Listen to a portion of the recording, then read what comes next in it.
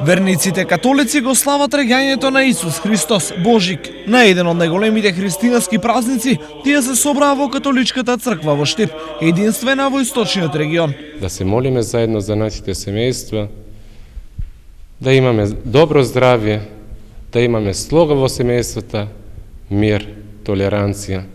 Еве и на сите, уште еднаш, сакам да им ги честитам срекни, берикетни, благословени Божикни и новогодишни празници Христос се роди. За верниците ова е еден од најсветите денови, посветен на Бога, но и на семејството.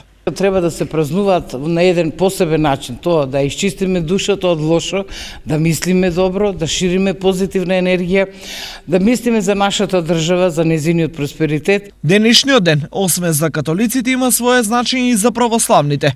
Тие денес си споменуваат за светиот чудотворец Спиридон. Тој бил неук, но сепак учествувал во Никејскиот собор во 325 година, каде што ја побил Ариевата ерес.